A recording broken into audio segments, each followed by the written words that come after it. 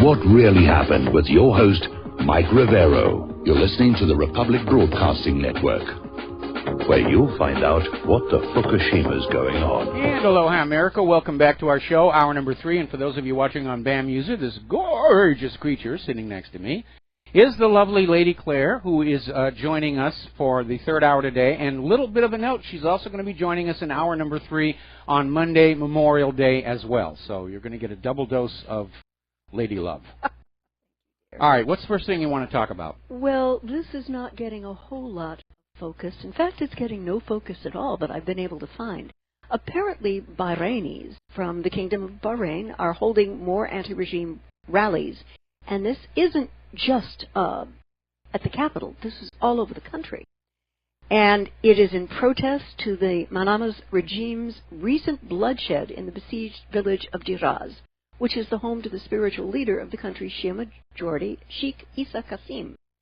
Now, on May 23rd, Bahraini forces raided Diraz, which has been under military siege for almost a year, and stormed into the home of the Sheikh.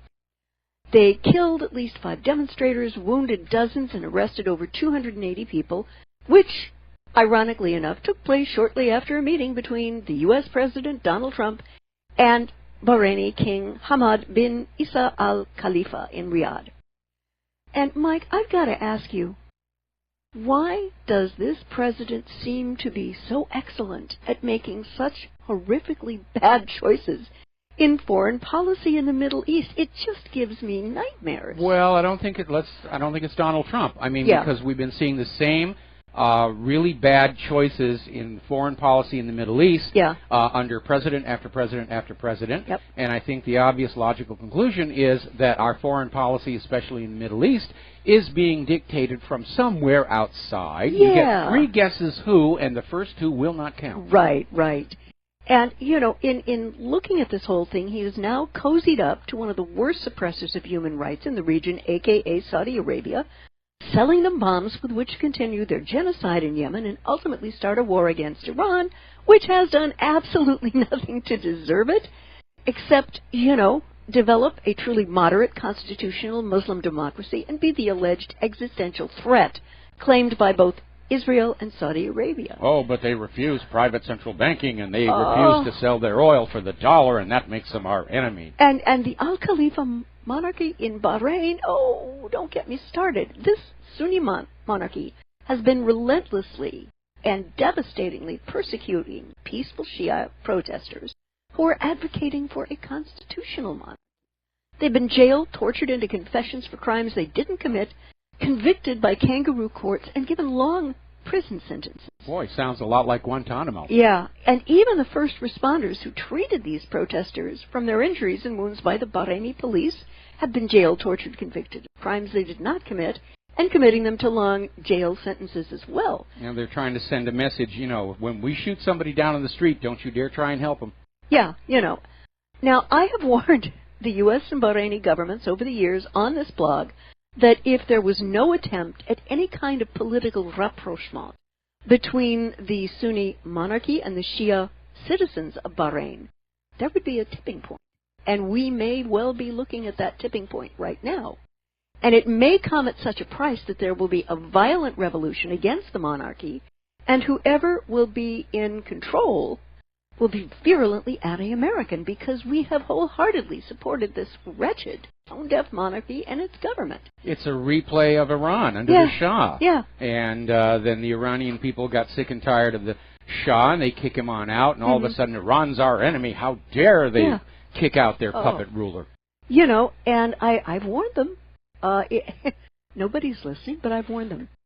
Oh. This is a hoax story. Okay. That's a hoax story. All right. Yeah, okay. Yeah. And this might be a good time. We are seeing a flood of newly created online blogs and so-called news sites that are putting out absolutely ridiculous junk stories. They're trying to poison the well and make the independent media and the Internet look kooky. And the particular example, and I'm surprised Claire fell for it, is somebody was putting out this hoax nonsense story that Nancy Pelosi was unhappy that Donald Trump wasn't visiting these other countries in alphabetic order. It was silly. It was silly on the face of it, but it's being done because they're desperate to try and discredit the independent media somehow. And poison the well. And poison the well so that people will just, wander on back to the warm embrace of CNN, NBC, MSNBC, and so forth, which isn't really going to work, but, it's good money, and they're going to keep on trying to do it. But you do need to be very, very, very careful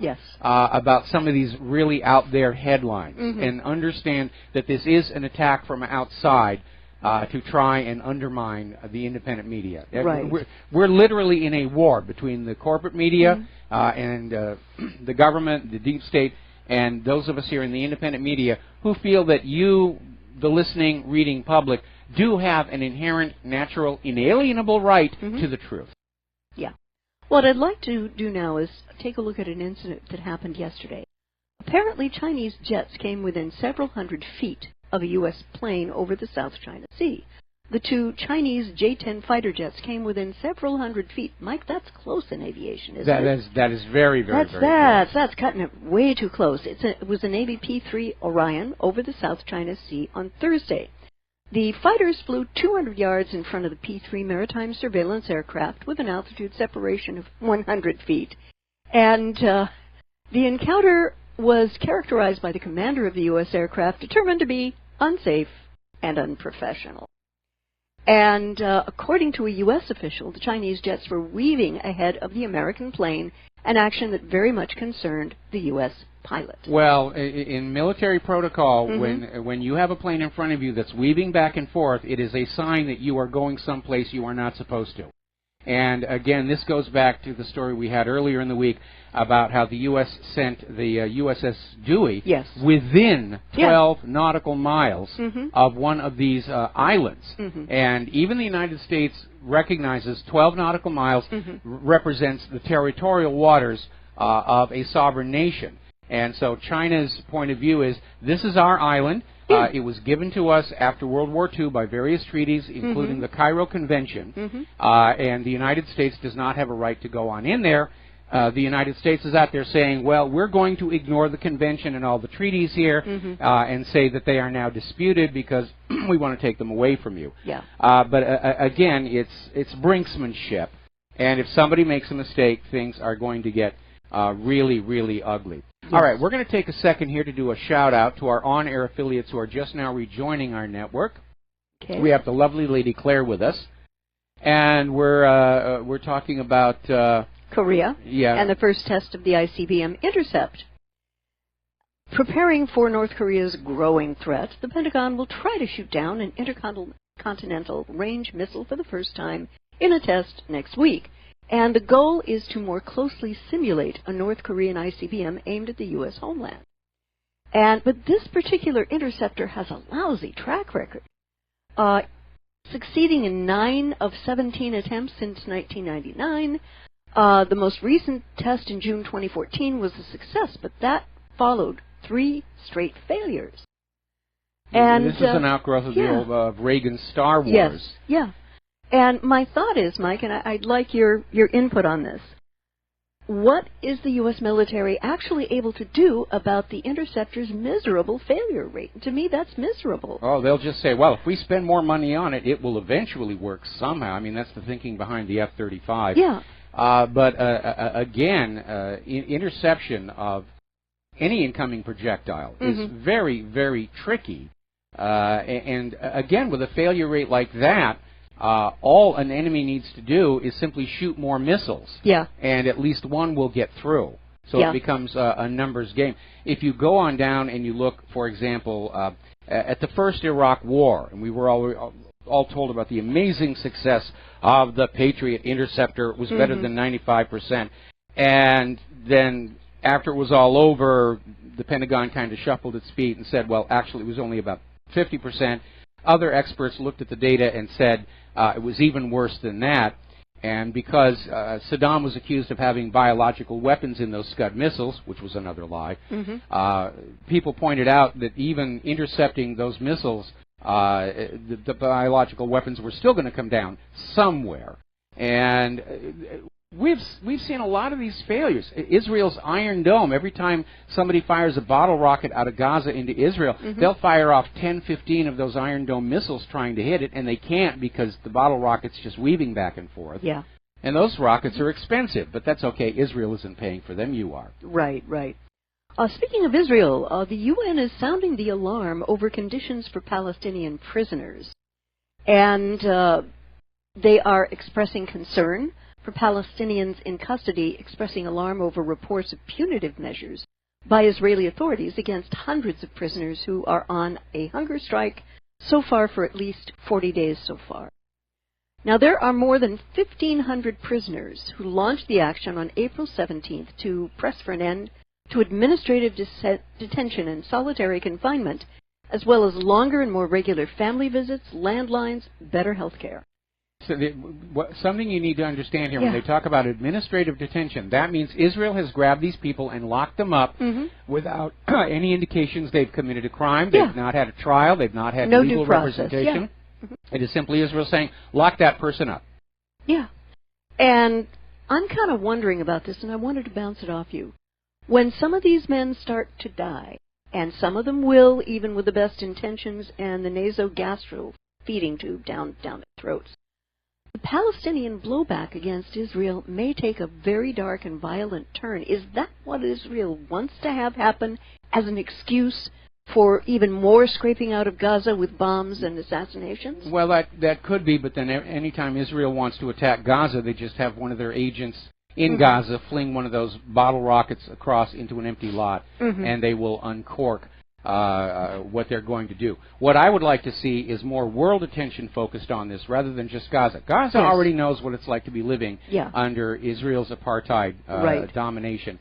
But the world really needs to start standing up to Israel, and they are beginning to. The boycott, divestment, sanctions movement is still growing across the globe. Israel's very worried. It is costing them money, and that's why Israel's trying to lobby governments to ban opposition to Israel's treatment of the Palestinians, claiming that opposition to Israel's actions somehow represents anti-Semitism. No, it is opposition to Israel's behavior.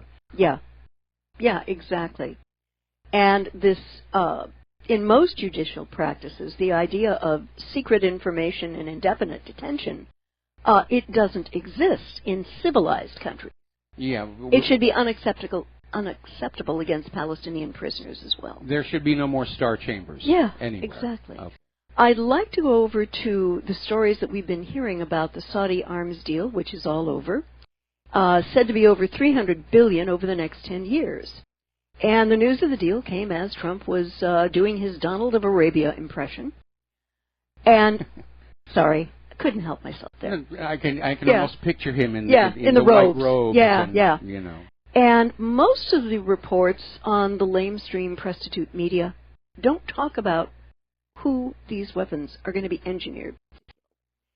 And the reality is, folks, these weapons are going to be used to complete the Saudi genocide in Yemen. And ultimately, the U.S. and Israel are planning to use Saudi Arabia as a proxy force for a war against the Iranians. Now, I would like to remind everybody that not too long ago, the U.S. government used Iraq as a proxy force for a war against the Iranians. Yes. Didn't work out very well, and Saudi Arabia ought to take a good look at what Iraq is like today before committing along that course of action. But, of course, here, the gorilla napping splayed out over the Bösendorfer grand piano is Russia. Now, Russian and civilian military leadership has consistently promised that if Iran gets attacked militarily, Russia will come to its aid. And, you know, I'm sitting here looking at this and thinking, a war against Russia over Iran? And I'm sorry, but this potential scenario is just about as serious as is a heart attack. And, Michael, my assessment is that it may be coming sooner rather than later. They're going to have to get the war going before the economy starts falling apart, and experts are saying that's going to happen this year. And the goal is war with Russia and China, whether it's over Iran or North Korea. Those are just the excuse. Roosevelt goaded Japan into attacking the United States at Pearl Harbor, not because he wanted war with Japan, but because that was his backdoor to the ultimate goal, war against Germany. And the same situation is happening here as well. Ultimately, this is a war. The clash of civilizations is a war between banking systems, between private central banking and state banking, and against the rising threat of the ruble and the yuan against the global economic hegemonic domination of the U.S. Federal Reserve note, because more and more countries and businesses are seeing the ruble and the yuan as being stable, as compared to the highly volatile U.S. Federal Reserve note, and they're turning away from wanting to use the U.S. dollar for global trade and banking. And right now, with our manufacturing in decline, and nobody wanting our GMO agriculture, siphoning wealth from the rest of the world through usury on that Federal Reserve note is almost the only thing left holding up Wall Street. And it really is annoying me that President Trump has thrown the U.S. lot in with a country with so vile a human rights record that it makes Attila the Hun look downright compassionate in comparison. I'm still kind of gobsmacked. Well, unfortunately, in the expediency of war, I mean, look at what's going on over at Qatar and the human rights violations there. But the U.S. will make a big scream about human rights violations if it's a country they want to target. But if it's a country that is going along with the U.S. agenda, it doesn't matter if they're committing egregious human rights violations against their own people. Because it's all about building that sphere of influence, our sphere of influence versus all them other people. Okay. And another story that is, again, getting no attention. Apparently, Iraqi troops are torturing and executing civilians, and this has been documented in secret videos. And ironically, these are officers of an elite Iraqi Special Forces unit, praised by U.S. military commanders earlier this year for its role in fighting ISIS, directed the torture and execution of civilians in Mosul in at least 6 distinct incidents caught on tape. Apparently, these Iraqi military personnel learned and absorbed the lessons of Abu Ghraib very well. And that's exactly what it is. It's blowback. Because once the U.S. went down that path of torture, it's going to come back. It's going to come back at you. And, of course, the Iraqi government is vehemently denying, and Iraqi's interior minister has issued a video to prove that the torture claims are incorrect. But unfortunately, Mike, there are way too many eyewitness accounts of this to be happening, and for it not to be true. Let's go over to Mosul and the struggle for the city there. Well, the U.S. has finally admitted killing at least, and I like the at least line in there, 105 civilians in a Mosul strike, and accuses ISIS of placing explosives in the building. This is called the "mommy, they made us do it" excuse. Right. Yes, we killed civilians, but ISIS was there. They were doing bad things. And this casualty count is probably very conservatively stated to try to make CENTCOM look as though the collateral damage wasn't that bad.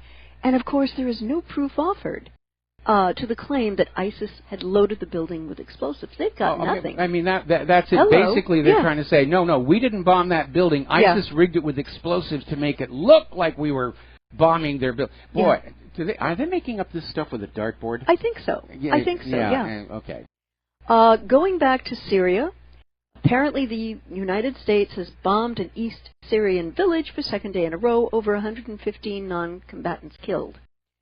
And the numbers in Syria have been soaring, and that today's attack killed a lot of ISIS family members is likely to add questions, particularly as apparently President Trump has openly advocated killing family members of terrorists as part of the war, complaining that the lack of family killing amounted to a very politically correct war.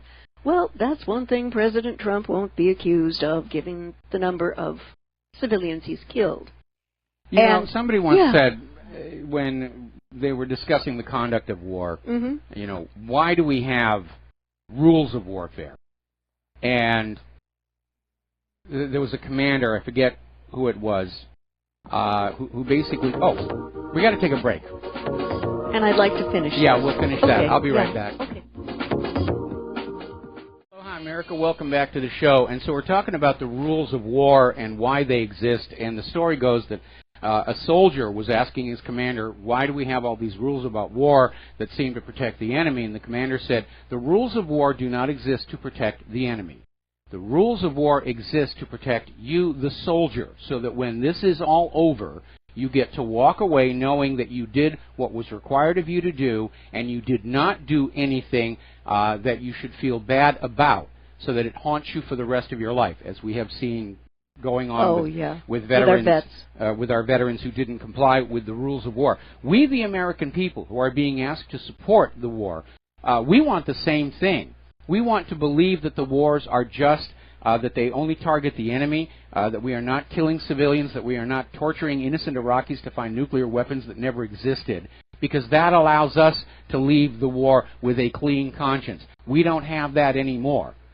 We, the American people, even though it is very obvious following last year's elections that we are impotent to change the nation's war policy, we still feel that stain of all these things the U.S. government has been doing: concentration camps, torture centers, executions of civilians, bombing of civilian infrastructure. It makes us all look collectively like war criminals, and that's kind of a bad thing here. Yeah, I was thinking about President Trump's advocacy of the assassination of family members of ISIS, including, I would imagine, women, children, and the medically fragile elderly. And this very much reminded me of the statement made by the papal legate overseeing the papal war against the Cathars at the siege of Montségur in France. When the guy was informed that women and children were also holed up with the men being besieged, his response was, "Kill them all. God will find his own." I find that chilling. Well, I find it very chilling, and here's a moment of caution. Okay, Donald Trump is saying it's okay to kill the family members of our enemies.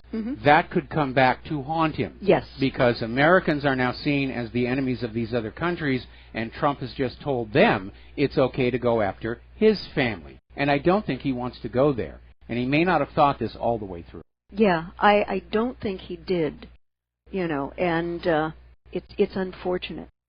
Apparently, I'd like to go to technology now.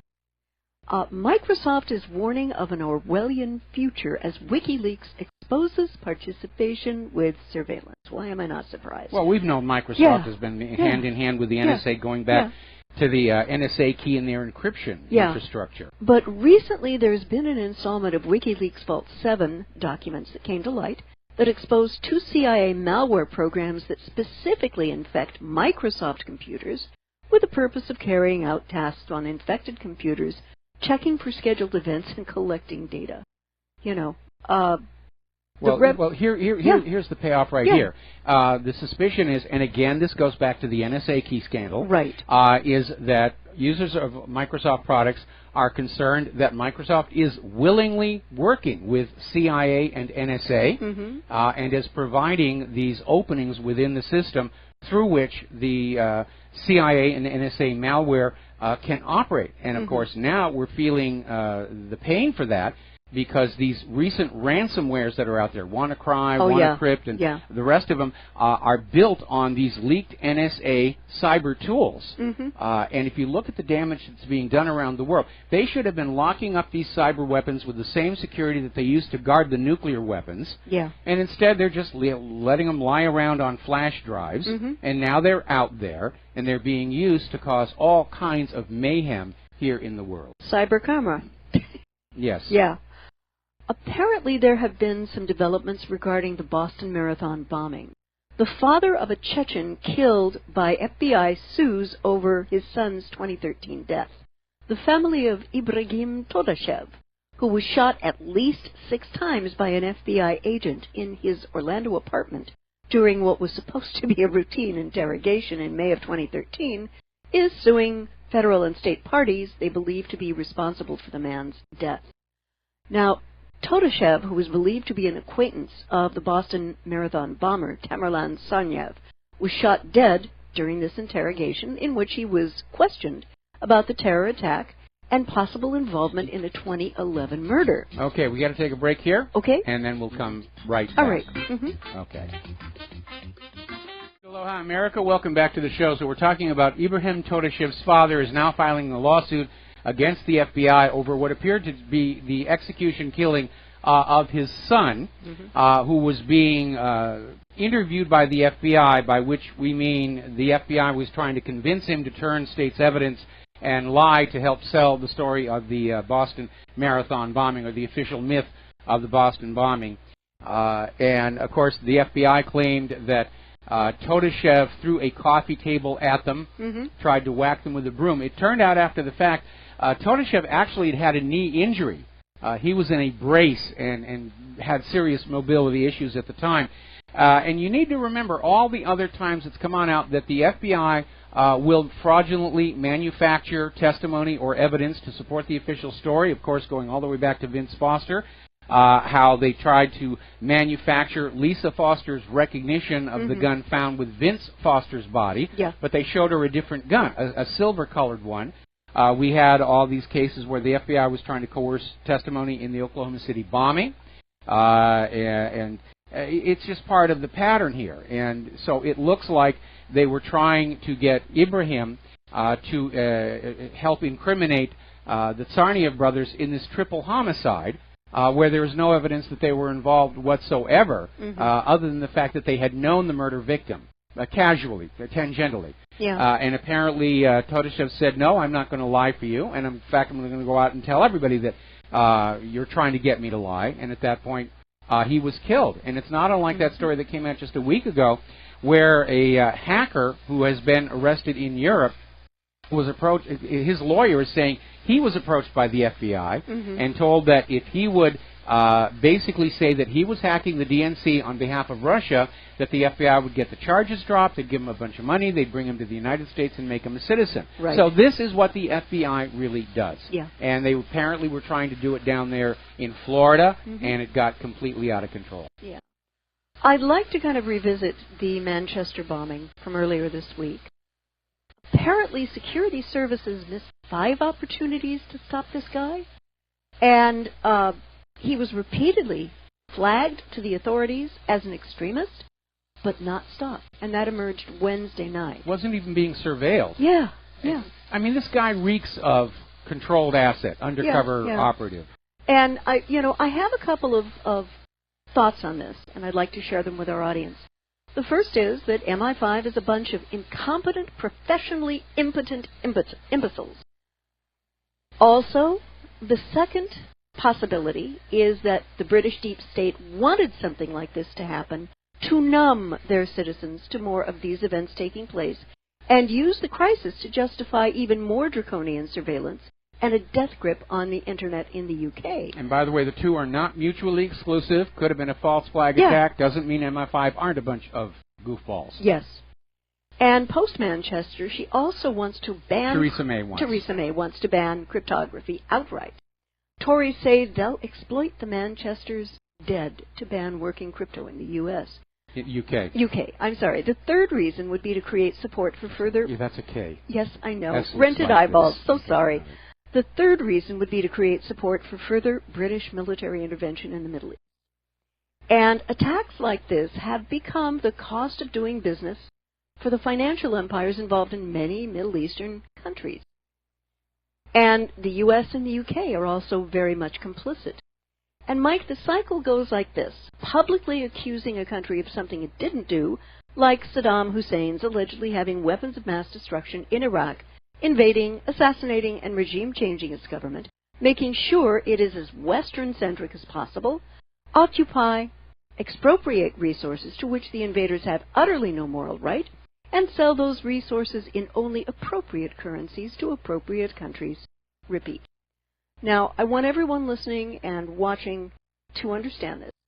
I would never condone this horrific act. As a Christian witness and Christian pacifist, I condemn all violence, and my prayers and my thoughts are with all the victims of this attack, their families and their friends. But that being said, I have to observe that those in the bowels of power in both the U.S. and the U.K. seem to magically believe, Mike, that ultimately their wars of occupation and plunder will not create a reaction in those people whose families have been maimed and displaced, disowned, thrown into abject poverty through regime change and war, and no longer have any control of their countries anymore. Also, there is another magical belief for those in the bowels of power in the West who believe as an absolute article of faith that these people have no right to the rage and emotional injury they are feeling at these actions which have been taken against them, their brother and sister citizens. Until, of course, we get a terrible incident like Manchester. And let's call on the assumption that it was a genuine act of terror and not a false flag. Right. And I think we need to call this by its proper name if, in fact, it was an act that was not a false flag. Blowback in the face of empires who are too busy counting and acquiring the spoils of war to care what is done to the people of those countries where the spoils of war are coming from. Well, that's what the people who love war are all about, their own greed and power, and they are oblivious to the suffering that they cause. In fact, I'm sure they consider any sympathy for the targeted population as a sign of weakness. Yeah. Another little article about Syria that I found today in Blacklisted News. It's a very sober site, and I have a lot of respect for it. Apparently, what's going on is that the U.S. has pressed NATO to let the NATO organization join its fight against ISIS. Now, the single NATO members were already part of the U.S. coalition, but NATO as an organization brings large-scale command and control capabilities as well as additional resources, all under U.S. control. Okay, well, there's a problem there. Basically, when you understand, and Syria is the example, where the U.S. screams, ISIS is there, therefore we can attack. They're trying to get all of NATO to basically sign on to be part of the U.S. Conquering hordes. And I think NATO would be well advised not to get involved in that. Certainly the people of the NATO nations do not want that. But the NATO leadership, of course, they're military people, and they see any opportunity for more war is an opportunity for more money, more promotion, more medals, and... And what I'm seeing here is that a larger regional, if not world war, is coming. Now, we have been, as you have said, and I agree with you, Mike, in the opening phases of that war for some time now, even though few will actually acknowledge it. And what this reminds me of is the second Sherlock Holmes movie, A Game of Shadows, where the evil Moriarty makes the observation that war is coming, and he has the lock on both the bullets and the bandages.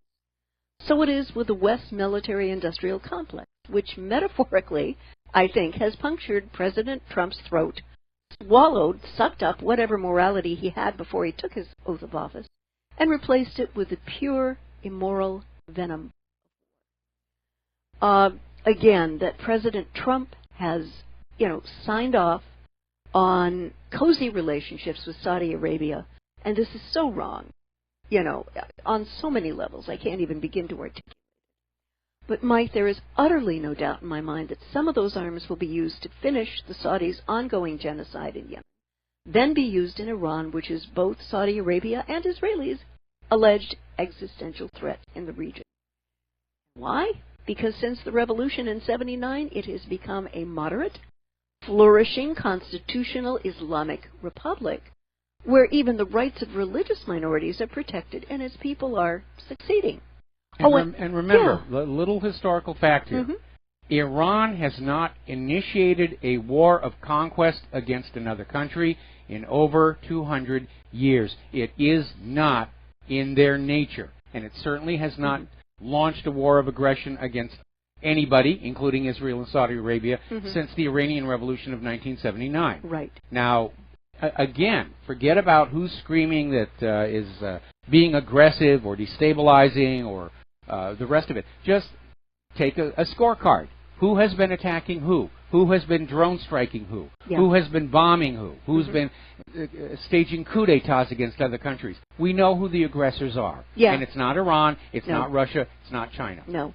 And let's not forget that just this week, because Israel's government got a little antsy over the Saudi deal, so what did President Trump do? He just okayed another $75 million more for Israeli defense, over and above the $38 billion 10-year deal signed in December of last year. Well, no matter what happens, Israel's got to get the vigorish.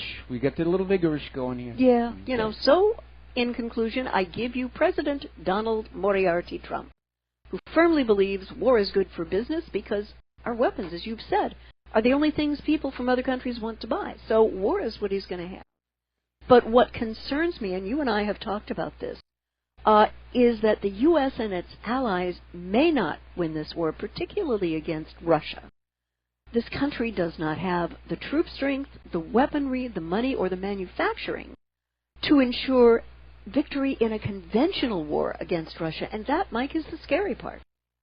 Well, because if it goes nuclear, everybody loses, except the bankers, of course. The bankers are going to be looking at the wreckage of human civilization saying, oh, wow, look at all those borrowers now. They're going to have to borrow huge amounts to rebuild planet Earth. And anyway. Yeah. There was another article that I found to be painfully ironic, okay? And apparently the wall around Obama's D.C. compound is now complete. Walls are bad for everybody else, but my wall is good. Apparently over in Chicago, around Obama's house there, now that he's out of office, the neighborhood is saying, we've got to take down all the barricades and everything that were around Obama's Chicago house because it's interfering with traffic. Apparently there's a church on the block there where people are having trouble getting in and out of the church as well. Yeah. And they would like all the Secret Service stuff to go away. Yeah. And yes, former presidents are entitled to Secret Service protection that continues after their term in office. But for somebody who was so supportive of the open borders policy, Obama is definitely putting up a lot of walls around himself. I find the irony and hypocrisy incredible. And apparently he's been in Europe while Donald Trump has been in Europe. I think in Obama's mind he believes that he is fronting a government in exile somehow against Donald Trump. He does act like that. Yeah. He does act like that. And he was sitting alongside German Chancellor Angela Merkel, and he was lecturing the current administration about its immigration policy Thursday. And while not mentioning President Trump by name, Obama made clear to whom he was leveling his criticism. In this new world that we live in, we can't isolate ourselves, he said. We can't hide behind a wall. And yet, that is exactly what Obama is doing in his Washington, D.C. and Chicago homes. You know? And here's the coup de grace. The government in exile, the real one according to the media, has had a busy week at home and abroad. President Obama has given up leading from behind and presumes now to lead from overseas. His Secretary of State, Hillary Clinton, has a new mission. Yes? Secretary of State Hillary Clinton? Oh, okay, yes. As missionary to the safe spaces where snowflakes fall. Mr. Obama joined German Chancellor Angela Merkel in Berlin to lecture Americans and the West to quit being so beastly to the strivers of the Third World and open the wider borders of the West. I think this is, and the timing, right after the bombing in Manchester. How in the name of heaven, Mike, could he make those statements knowing people were dead and bleeding? He's pushing the agenda, the globalist agenda. That's what he's being paid to do. Yeah. Okay, so that's the end of your talking point. Well, not quite. Okay. Apparently, this is the start of Ramadan. Yes. And I would like to offer greetings to all of our Muslim listeners and viewers, wherever you may be. And there was a crawl on Fox a little bit earlier saying that ISIS is declaring war on the West and advocating for all sorts of violence against us. Get ready for another false flag. And they had in the video an image of Las Vegas being blown up this weekend. Okay, can't get more obvious than that, No, you can't get more obvious than that. Well, could be, between Ramadan and the Memorial Day weekend. Yeah. But if they're going to get these wars going, unfortunately, the sad reality is they need something really big and scary and nasty. That makes 9/11 look like nothing. Crash a plane into a building, been there, done that, didn't buy the T-shirt. Nope. So. It's... if you have plans, I would suggest that people maybe think about staying home with their loved ones and having a barbecue rather than going into large, clogged urban areas this weekend.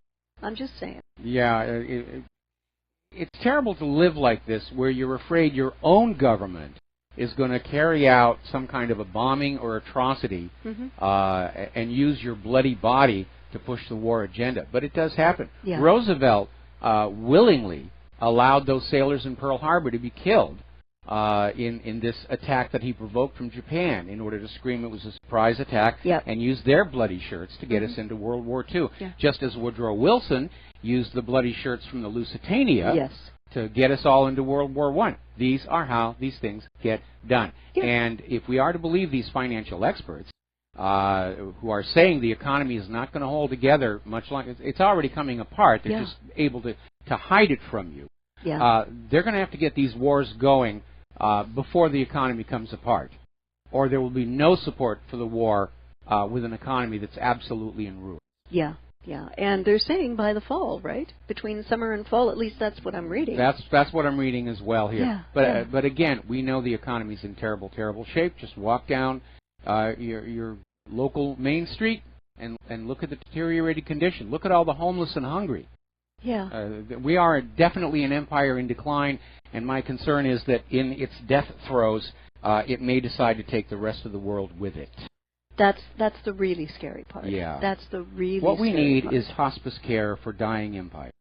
Oh, that sounds good. I like lock that. them in a nice dark room, shoot them full of relaxing drugs, and just let them go quietly and not take anybody else with them. How do we get them into the dark room, Mike? Just leave some money around the floor. Oh, money! We'll go for it. Oh, my goodness. Or underage interns or something like that. Yeah. Bottles of booze. Are we allowed to lure politicians with bottles of booze? I think it's been done. I mean, Washington did it. Well, actually, he owned a distillery. He sold it. Okay. Yes, yeah. All right, we're going to take another break for commercials. Back with the last segment of our program today after these few words. Aloha, America. Welcome back to the show. Last segment of our program on this Pauhana Friday, going to the Memorial Day weekend. And Claire has a few comments and thoughts she wants to share on that topic. Yeah. I want to do a shout-out to all veterans who listen to us and watch us and know that we have a complete, utter respect for you. It's just when your civilian leaders do things that maybe they shouldn't, we're not mad at you. We're angry at them. Your responsibility is to do your mission the best you can. And we understand that. And we want to know, we want to tell you that we know that you are many times very skilled, highly technical people that do the best job. Mike? Well, again, as I said at the top of the show, the social expectation for Memorial Day is you're going to drink copious amounts of beer and go out to the beach. And, you know, it's the official start of summer, even though summer actually began back on the 20th. And we still had snow on the ground in Montana. Yeah. But do take a moment to sit back and think about what the holiday is supposed to represent, which is that we do honor and remember those who lost their lives in the numerous wars that the United States has had throughout its history. And ask yourself, for what did these brave people actually die for? And were they actually dying for what they were told, or was it for some other dark purpose? Were they just callously being used as playing chips in a great game for wealth and power across the globe? Like most families, I have a lot of military in my background. My grandfather, Walt Smith, was a hero in World War I. He was awarded the Croix de Guerre, which is France's equivalent of the Congressional Medal of Honor. He would never wear it, and he went to his grave refusing to tell us what he was awarded for. Wouldn't talk about it at all. And it's a reminder of the heavy price that those who serve in war carry, even if they come back mostly intact and go on to have other lives. And you have to ask, why is all this death and suffering taking place? Does it really serve a high and noble purpose that we can all be collectively proud of? And I think the American people are starting to realize, looking back over the last 16 years, the answer is no. Americans cannot feel good about all these wars and interventions. Can't feel proud about them. Can't feel proud about the government or the nation as a whole. We are shamed by the actions of our leadership that seems to think war is the solution to every problem that they come across. not because it's right or just or moral, but simply because they can get away with it. Yeah. Until somebody finally is going to stand up and put a stop to it. Right now we are starting to see much of the rest of the world outside the U.S. influence starting to build those alliances and allegiances. And it's a very, very dangerous time. And again, if it goes nuclear, nobody wins but the bankers. Yeah. And you know, in looking at these last 16 years, I realized that a teenage kid who is 16 has never known the United States as being in a state of peace. Hardly any of us ever have, but yes, we've been in Afghanistan 16 years. Yep. It's time to call it quits. All right, there's the music. We're going to get on out of here. Have a good weekend. Enjoy yourself. Drive safely. Don't drink too much. We will be back live on Monday, Memorial Day, with the Lady Claire. Aloha, America.